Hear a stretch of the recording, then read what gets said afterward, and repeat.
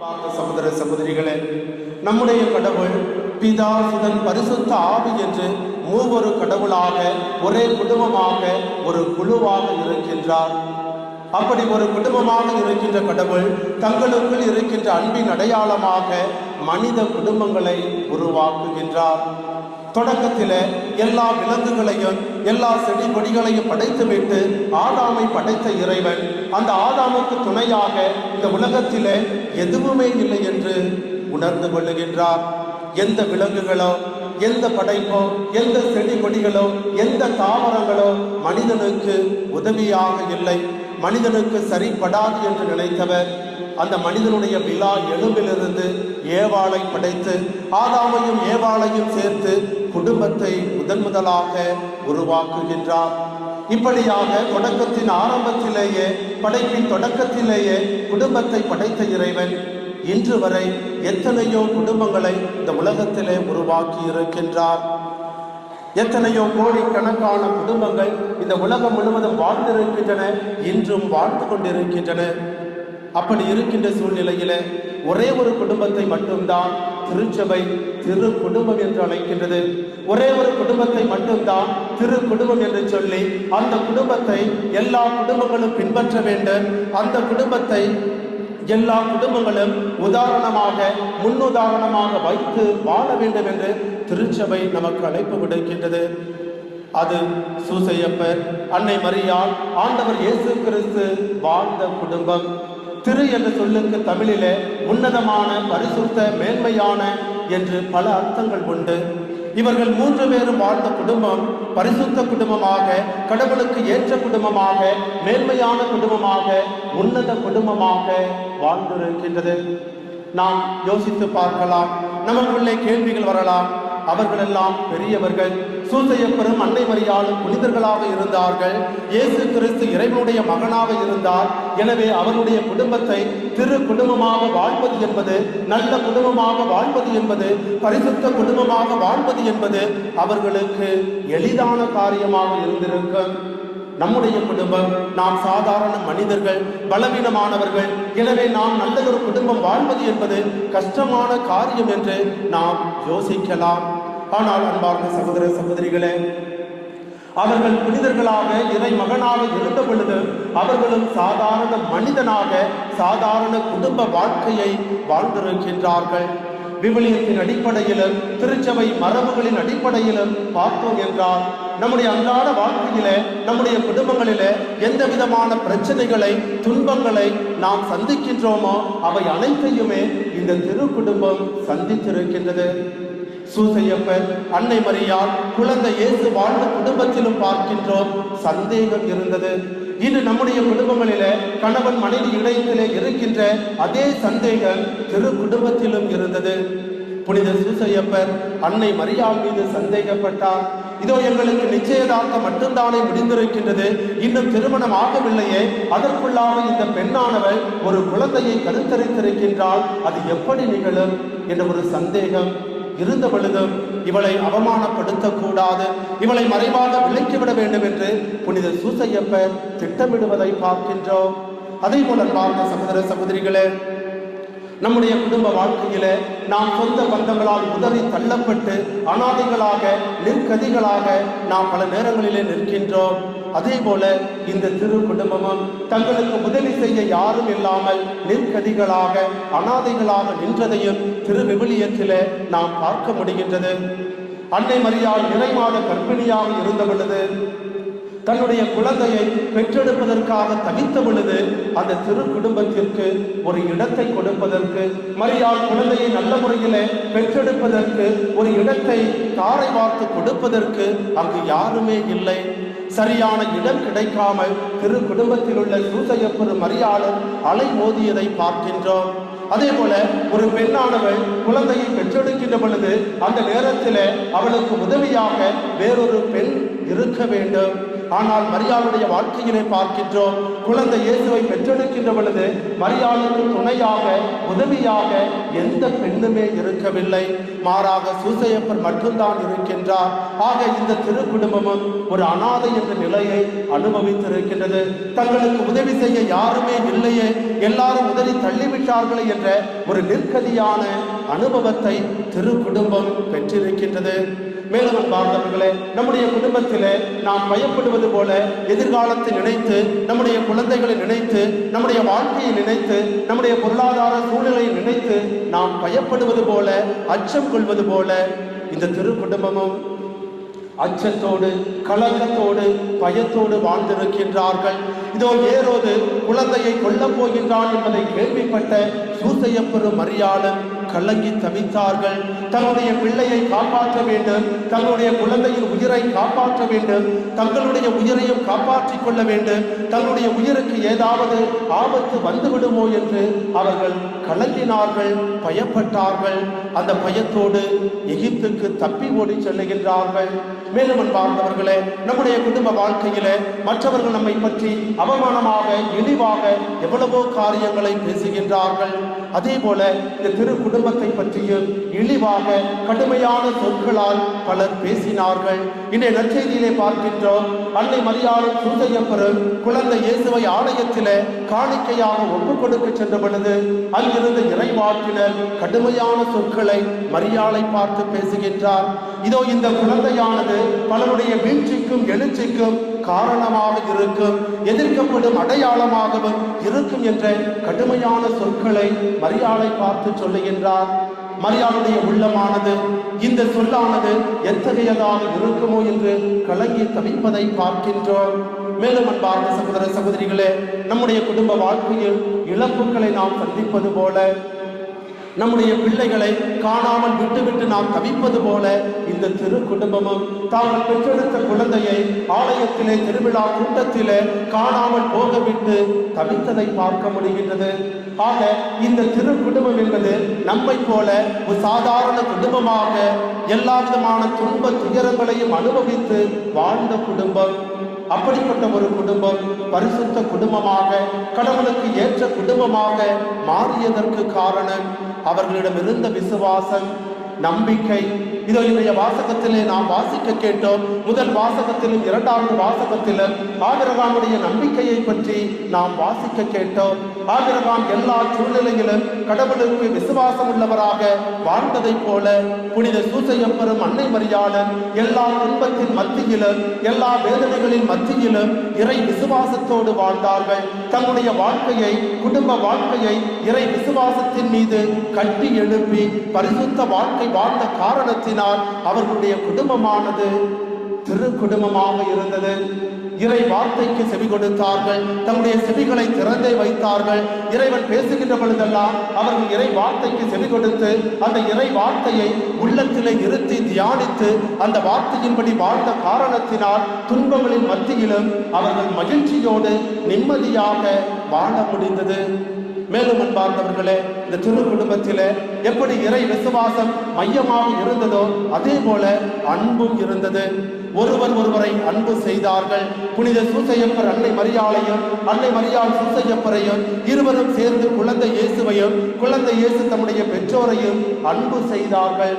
ஒரே மனம், ஒரே உள்ளம், ஒரே சிந்தனை, ஒரே எண்ணம், ஒரே திட்டம், ஒரே விருப்பம் கொண்டு மூன்று பேருமே வாழ்ந்தார்கள். இறை திட்டத்தை நிறைவேற்றுவதே அவர்கள் மூவரும் கொண்டிருந்த விருப்பமாக இருந்தது. மூவருமே இறை திட்டத்தை தங்களுடைய வாழ்க்கையிலே நிறைவேற்ற வேண்டும் என்று கங்கணம் கட்டிக்கொண்டு வாழ்ந்த காரணத்தினால் அவர்களுடைய குடும்பம் திரு குடும்பமாக இருந்தது. அன்பார்ந்த சகோதர சகோதரிகளே, இந்த திரு குடும்பத்தை இந்த திருச்சபை நமக்கு முன்னுதாரணமாக கொடுக்கின்றது. நம்முடைய குடும்பங்களும் திரு குடும்பங்களாக வாழ வேண்டும் என்று திருச்சபை நமக்கு அழைப்பு கொடுக்கின்றது. திருமணத்தின் வழியாக கடவுள் உங்களை தேர்ந்தெடுத்து கணவன் மனைவியாக வாழ வைத்து அந்த திருமணத்தின் அன்பின் அடையாளமாக குழந்தை செல்வங்களை கொடுத்து ஒரு குடும்பமாக உங்களை வாழ அழைக்கின்றார். உங்களுடைய குடும்பம் இன்று திரு குடும்பமாக இருக்கின்றதா? சிந்தித்து பார்க்க திருச்சபை அழைப்பு விடுக்கின்றது. பல நேரங்களிலே நம்முடைய குடும்பங்கள் திரு குடும்பங்களாக வாழ்வதற்கு பதிலாக தெரு குடும்பங்களாக வாழ்ந்து கொண்டிருக்கின்றது. குடும்பத்தில் உள்ள எல்லா பிரச்சனைகளையுமே நாம் தெருவில் வைத்து சண்டை போட்டுக்கொண்டு தெரு குடும்பங்களாக மற்றவர்களுக்கு ஒரு நல்லதொரு அடையாளமாக இல்லாமல் தவறான உதாரணத்தை கொடுத்து கொண்டிருக்கின்றோம். கத்தோலிக்க குடும்பங்கள் தெருவிலே சண்டை போடுகின்ற குடும்பங்களாக இருக்கக்கூடாது. மாறாக கத்தோலிக்க குடும்பங்கள் மற்ற எல்லா குடும்பங்களுக்கும் ஒரு முன்னுதாரணமாக நல்லதொரு ஒழுக்கமான வாழ்க்கையை வாழ வேண்டும் என்று திருச்சபை அழைப்பு விடுக்கின்றது. ஆவன் பார்த்த சகோதர சகோதரிகளே, இன்று நம்முடைய குடும்பங்களில பல பிரச்சனைகள் இருப்பதற்கு காரணம் என்ன? உண்மையான அன்பு இல்லை, பரிசுத்தமான அன்பு இல்லை. திரு குடும்பத்தில் இருந்த அந்த உன்னதமான அன்பு நம்முடைய குடும்பங்களிலே இல்லை. கடந்த 2017 ஆண்டில் மட்டும் நம்முடைய பங்கிலே 100 கல்யாணங்கள் நடந்திருக்கின்றன. 100 திருமணங்கள் வழியாக 100 புதிய குடும்பங்கள் நம்முடைய பங்கிலே இந்த ஒரு வருடத்திலே ஜனவரி முதல் டிசம்பர் வரை உருவாகி இருக்கின்றன. அந்த 100 குடும்பங்களிலே பல குடும்பங்களிலே பிரச்சனை. திருமணமாகி ஒரு வருடத்துக்குள்ளாக, ஏன் ஓரிரு மாதங்களுக்குள்ளாகவே எத்தனையோ பிரச்சனைகளோடு வந்து நிற்கின்றார்கள். எங்களுக்கு வாழ பிடிக்கவில்லை, இனிமேல் இவனோடு வாழ முடியாது, இனிமேல் இவனோடு வாழ முடியாது, எனக்கு இந்த கல்யாணம் தேவையில்லை, இந்த குடும்பம் தேவையில்லை என்று சொல்லி எத்தனையோ பேர் இளம் தம்பதியர்கள் பிரச்சனைகளோடு குழப்பத்தோடு இன்று வாழ்ந்து கொண்டிருப்பதை நாம் பார்க்க முடிகின்றது. காரணம் என்ன? உண்மையான அன்பு கிடையாது. இப்படி பிரச்சனைகளில் இருக்கின்ற பல குடும்பங்களிலே காதல் திருமணம் செய்தவர்கள் திருமணத்திற்கு முன்பாக காதலித்து திருமணம் செய்து திருமணம் முடிந்தவுடனே அந்த காதல் திருமணமானது கசந்து போய் விடுகின்றது. கசப்பான உணர்ச்சியை தந்து விடுகின்றது. அந்த கசப்பான உணர்ச்சி குழப்பத்திலும் குளறுபடியிலும் பிரிவிலும் நம்மை தள்ளி கொண்டிருக்கின்றது. கல்யாணத்திற்கு முன்பாக ஏஞ்சலாக தெரிந்த பெண் கல்யாணத்திற்கு பின்பாக இடைஞ்சலாக தெரிகின்றார், தொல்லையாக தெரிகின்றார். அதனால் தான் இன்று குடும்பங்களிலே குழப்பம் ஏற்படுகின்றது. அதிலும் பல காதல் திருமணங்களிலே உண்மையான அன்பு கிடையாது, போலியான அன்பு. உண்மையான அன்பு இருந்தால் அவர்களை யாராலும் பிரிக்க முடியாது. போலியான அன்பு இருக்கின்ற பட்சத்தில், சுயமான அன்பு இருக்கின்ற பட்சத்தில் தான் அந்த குடும்பத்திலே குழப்பங்கள் வருகின்றது, குளறுபடிகள் வருகின்றது. இது நம்முடைய குடும்பங்களில் பார்க்கின்றோம். உண்மையான விதத்திலே கணவன் மனைவியை அன்பு செய்வது கிடையாது, மனைவி கணவனை அன்பு செய்வது கிடையாது, பிள்ளைகள் பெற்றோரை அன்பு செய்வது கிடையாது, பெற்றோர் பிள்ளைகளை அன்பு செய்வது கிடையாது. போலியான வெளி அடையாளமான ஒரு அன்பாக நம்முடைய அன்பு இருக்கின்றது. இது மாற வேண்டும். இது மாறுகின்ற பட்சத்தில் தான் நம்முடைய குடும்ப வாழ்வும் திரு குடும்ப வாழ்வாக இருக்கும். அன்பார்ந்த சகோதர சகோதரிகளே, ஒவ்வொரு குடும்பமும் எப்படி வாழ வேண்டும் என்பதை தூய பவுலடியார் கொலோசியருக்கு எழுதிய திருமுகம் 3வது அதிகாரத்திலே அழகாக எடுத்து சொல்லுகின்றார். கணவன் மனைவியை பார்த்து தூய பவுலடியார் அழகாக சொல்லுகின்றார், நீங்கள் அனைவருமே இறைவனால் தேர்ந்தெடுக்கப்பட்டவர்கள், இறைவனுக்கு உரிய மக்கள், இறைவனுக்கு உரியவர்கள் என்ற முறையிலே உங்களிடத்திலே பரிவு, இரக்கம், நல்லெண்ணம், மனத்தாழ்மை, கனிவு, பொறுமை அனைத்தையும் அணிந்து கொள்ளுங்கள். இந்த நற்பண்புகள் அனைத்துமே உங்களுடைய வாழ்க்கையிலே இருக்க வேண்டும். எல்லாவற்றிற்கும் மேலாக அன்பையே கொண்டிருங்கள். அன்பு இருக்கின்ற பொழுது அங்கு எந்த விதமான பிரச்சனையும் இருக்காது. அன்பு இருக்கின்ற பொழுது அங்கு கனிவு வரும். அன்பு இருக்கின்ற பொழுது அங்கு தாட்சி வரும். அன்பு இருக்கின்ற பொழுது அங்கு பொறுமை வரும். அன்பு இருக்கின்ற பொழுது அங்கு நல்ல எண்ணம் வரும். அன்பு இருக்கின்ற பொழுது அங்கு ஏற்றுக்கொள்ளுகின்ற, புரிந்து கொள்ளுகின்ற மனப்பான்மை இருக்கும். அதைத்தான் தூய பவுலடியார் அழகாக கொரிந்தியருக்கு எழுதிய முதல் திருமுகம் 13வது அதிகாரத்தில் மிகவும் அழகாக சுட்டி காட்டுகின்றார். அன்பு அனைத்தையும் பொறுத்து கொள்ள. குடும்பத்திலே அன்பு இருக்கின்ற பொழுது கணவன் செய்கின்ற சிறு சிறு தவறுகள் பெரியதாக தெரியாது, மனைவி செய்கின்ற சிறு சிறு தவறுகள் பெரியதாக தெரியாது. மாறாக அந்த அன்பினால் நாம் ஒருவர் மற்றவரை ஏற்றுக்கொள்வோம், ஒருவர் மற்றவருடைய பலவீனத்திலே உடன் இருப்போம். அன்பார்ந்த சகோதர சகோதரிகளே, உண்மையான அன்பை கொண்டு பரிசுத்தமான குடும்ப வாழ்க்கையை வாழ இன்று நீங்கள் அனைவருமே அழைக்கப்படுகின்றீர்கள். மேலும் கொலோசியருக்கு எழுதிய திருமுகம் 3வது அதிகாரம் 18 முதல் 21 முடிய உள்ள வசனங்களிலே கணவன் எப்படி இருக்க வேண்டும், மனைவி எப்படி வாழ வேண்டும், பிள்ளைகள் எப்படி இருக்க வேண்டும் என்பதை தூய பவுலடியார் அழகாக எடுத்து சொல்லுகின்றார். முதலாக பெண்களுக்கு சொல்லுகின்றார், திருமணமான பெண்களே, உங்களுடைய கணவருக்கு நீங்கள் பணிந்திருங்கள். ஆண்டவரை சார்ந்து வாழ்வோருக்கு இதுவே தகும் என்று சொல்லுகின்றார். திருமணமான அனைத்து பெண்களுமே தன்னுடைய கணவனுக்கு பணிந்து வாழ வேண்டும். கணவனிடத்திலே ஆணவத்தோடு ஈகோவோடு பேசக்கூடாது. நானும் வேலைக்கு செல்கின்றேன், நானும் உன்னை விட அதிகம் படித்திருக்கின்றேன், உனக்கு கீழ்ப்படிய முடியாது, உனக்கு பணிவிடை செய்ய முடியாது, நான் சமைக்க முடியாது, நான் ஒரு நாள் சமைத்தால் நீ அடுத்த நாள் சமைக்க வேண்டும் என்று சண்டை போடக்கூடாது. இறை வார்த்தை உங்களுக்கு சுட்டி காட்டுகிறது, பணிந்து வாழுங்கள், கணவனுக்கு பணிந்து வாழுங்கள். கணவன் உங்களுக்கு இறைவனால் கொடுக்கப்பட்ட ஒரு மாபெரும் ஆசீர்வாதம். அந்த ஆசீர்வாதமாகிய கணவனுக்கு மனைவிமார்கள் பணிந்து வாழ வேண்டும் என்று ஆண்டவர் உங்களுக்கு சொல்லுகின்றார். அதே போல ஆண்களுக்கு ஆண்டவர் சொல்லுகின்றார், திருமணமான ஆண்களே, உங்கள் மனைவியரிடம் அன்பு செலுத்துங்கள், அவர்களை கொடுமைப்படுத்தாதீர்கள் என்று சொல்லுகின்றார். ஆக ஒவ்வொரு ஆணும் தன்னுடைய மனைவியை தன்னுடைய முழு உள்ளத்தோடு, முழு இதயத்தோடு, முழு ஆன்மாவோடு அன்பு செய்ய வேண்டும். தன்னுடைய மனைவியை விட்டுவிட்டு வேறு பெண்களோடு செல்லுபவன் கடவுளுக்கு உகந்தவன் அல்ல, இறைவனுடைய மகன் அல்ல, அவன் ஒரு ஆண் மகன் அல்ல என்பதை இறை வார்த்தை சுட்டி காட்டுகிறது. தன்னுடைய மனைவியை மட்டும்தான் அன்பு செய்ய வேண்டும். அந்த மனைவிக்கு தேவையான காரியங்களில் மட்டும்தான் ஒரு ஆண்மகன் ஈடுபட வேண்டும் என்பதை இறை வார்த்தை சுட்டி காட்டுகிறது. குடித்துவிட்டு மனைவியை கொடுமைப்படுத்துபவன் ஒரு ஆண்மகனாக இருக்க முடியாது என்பதையும் ஆண்டவர் திட்டவட்டமாக எடுத்து சொல்லுகின்றார். அடுத்ததாக மூன்றாவதாக குழந்தைகளுக்கு, பிள்ளைகளுக்கு இறை வார்த்தை சொல்லுவது என்னது என்றால், பிள்ளைகளே, குழந்தைகளே, உங்களுடைய பெற்றோருக்கு கீழ்ப்படிந்து வாழுங்கள். எல்லா நேரத்திலும் எல்லா சூழ்நிலையிலும் உங்களுடைய பெற்றோருக்கு, உங்களுடைய தாய் தகப்பனுக்கு நீங்கள் கீழ்ப்படிதல் உள்ளவர்களாக வாழுங்கள். ஏனெனில் உங்களுடைய பெற்றோர்கள் வழியாகத்தான் உங்களுக்கு இந்த வாழ்வு கிடைத்திருக்கின்றது. உங்களுடைய பெற்றோர்கள் வழியாகத்தான் உங்களுக்கு ஞானம் கிடைத்திருக்கின்றது. உங்களுடைய பெற்றோர்கள் வழியாகத்தான் உங்களுக்கு ஒரு மாபெரும் ஆசீர்வாதம் கிடைத்திருக்கின்றது. உங்களுடைய பெற்றோர்கள் உங்களை வளர்ப்பதற்காக எவ்வளவோ துன்பங்களை அனுபவிக்கின்றார்கள். கஷ்டப்பட்டு இரவும் பகலும் உழைத்து உங்களுக்கு நல்ல படிப்பை கொடுக்கின்றார்கள், நல்ல வாழ்க்கையை அமைத்து தருகின்றார்கள். அந்த பெற்றோர்களுக்கு பிள்ளைகளே, நீங்கள் கீழ்ப்படிந்து வாழுங்கள் என்று இறை வார்த்தை சொல்லுகின்றது. ஆமன் பார்த்த சகோதர சகோதரிகளே, அனைவருமே அவரவர் கடமையை செய்தாலே போதும், எல்லா குடும்பங்களும் திரு குடும்பமாக இருக்கும். திரு குடும்பத்திலே பார்க்கின்றோம், சூசையப்பர் தன்னுடைய கடமையை செய்தார், அன்னை மரியாள் அவருடைய கடமையை செய்தார், ஆண்டவர் இயேசு கிறிஸ்து அவருக்கு கொடுக்கப்பட்ட எல்லா பணிகளையும் திறம்பட செய்தார். அதே போல ஒவ்வொரு கத்தோலிக்க குடும்பங்களிலும் கணவன் தனக்குரிய வேலைகளையும், மனைவி தனக்குரிய பணிகளையும், பிள்ளைகள் தனக்குரிய கடமைகளையும் செய்கின்ற பொழுது ஒவ்வொரு குடும்பமுமே திரு குடும்பமாக, புனித குடும்பமாக, கடவுளுக்கு ஏற்றதொரு குடும்பமாக மாற முடியும்.